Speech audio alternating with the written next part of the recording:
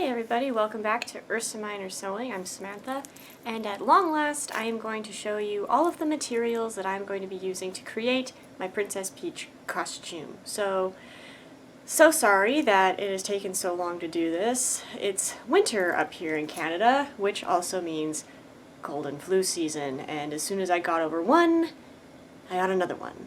And I also had to nurse my toddler through it as well, which is a joy. But enough of what's been going on in my personal life. Let's hop into the sewing business of this channel.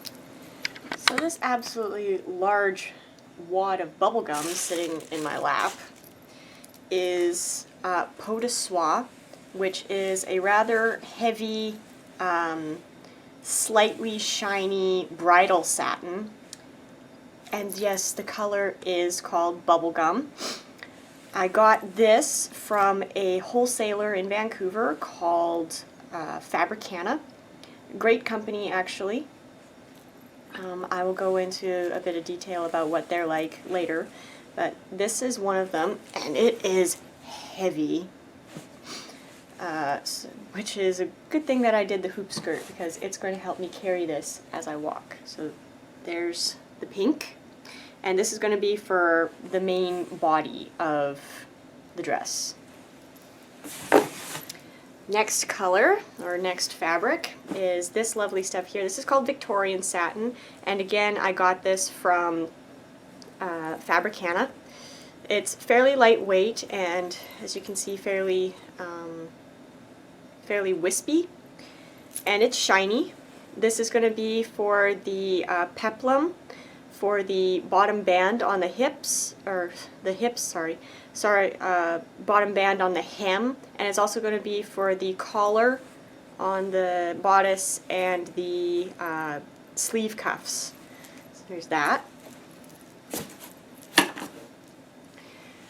Next one I have here is same Victoria's satin. Got it from Fabricana, and this is going to be for the white ruffling down the front and the back of the dress, or the bodice at least. I don't think there's any other places that require white. I think that's it. Also shiny, same as the magenta. I'm trying to add a bit of contrast between dull and shiny, not all just shiny, so that everything blends into each other. Next color I have here, this is called beige. Also Victoria's Satin, also from Fabricana, but it looks more gold. They call it beige, but this is gold, and it's going to be for all of those nifty filigrees that are on Princess Peach's skirt.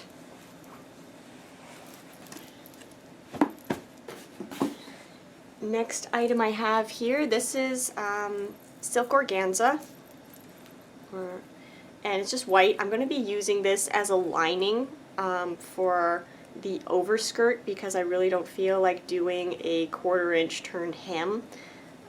Also, I'm going to be using this to mount some lace on as well to give it a bit of a backing.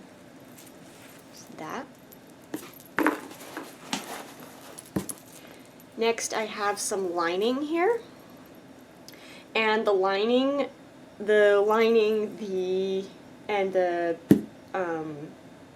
organza came from my local craft store here called Creative Zone. And there's the fabric for my, this is going to be for the bodice lining. Really the bodice is the only thing that requires a lining.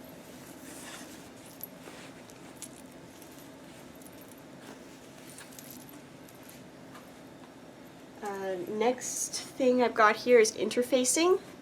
And I'm going to be putting this not throughout the entire bodice, but only on certain pieces, mostly the pieces that have the ruffling along them, to give those pieces a bit of extra strength to hold up those features and not make the bodice start to sag from the weight. And my last bit of fabric, or it's not really fabric to show you, is netting. That's all this is called, is netting. It's a bit stronger than tulle, and I'm going to be using this to put in the sleeve cap of the puff sleeve to help it stand up and poof up. Okay, that's it for the fabric. Let's have a look at the notions. So those last three, the lining, the organza, the interfacing, and the netting all came from my local craft store. This is the lace that's going to be going along the overskirt. It's the closest thing I could find that looked even remotely like what she's got. And this is also my own bit of creative license too, to show that it was, you know, made by somebody and not by, you know, an actual commissioned company.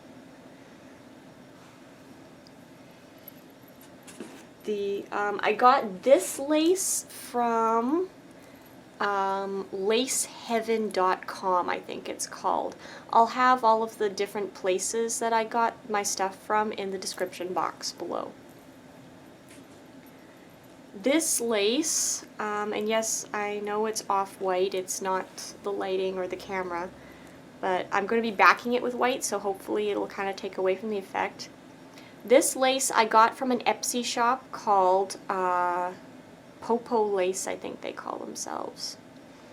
And they make lace. I found this, and this is going to be along the bottom white ruffle of the skirt.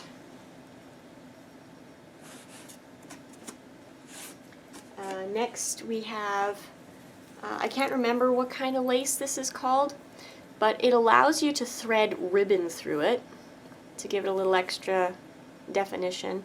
And this is going to be going along the top of that white ruffle.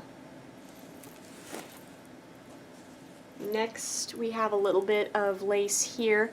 This is going to be going on the bodice along the top of the white gathers and along the bottom of the white gathers as well. These two laces I got from my local craft store, Creative Zone. Next I also have some pink ribbon, which I'm going to thread through this lace. Oh, and it's also going to go on the sleeves to hold the slit closed. Last bit of notions I have here. I've got some DMC embroidery floss, and what I'm going to do with this is embroider an edge around the filigrees once I have them on the dress. Of course I got thread to hold it all together. I've also got some white and some magenta around here someplace, but I don't know where they went. And my last notion to show you is, unfortunately it's sewn into a test right now, but I can still show you, is this stuff. This is called snap tape. You usually use it on things like duvets and stuff, but it's because it's used for duvets, it's fairly strong. So this is what I'm going to be using to hold my dress closed, which, as you can see, is sewn into the back of my test garment for me to be able to try the test on. The only notion that I don't have to show you right now is the heat and bond, but I think I'm going to buy that in bulk for future projects. There you have it, guys. There's the material.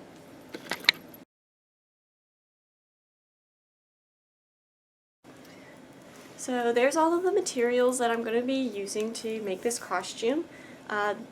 Things like the notions, the lace, the ribbons and stuff, that's my own creative license just to kind of put my own artistic spin on the costume, which I strongly encourage you guys to do as well. You don't have to go with the exact same stuff that I make if you decide to make this costume. My next video is probably going to be a walkthrough of the drafting process for the bodice, because I've finally figured out the perfect pattern to make the bodice with.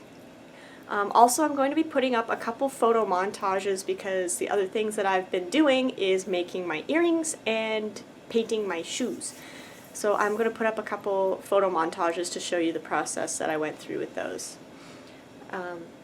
Anyway, that's the material for this dress. I hope you guys enjoyed the video, and until next time, happy sewing.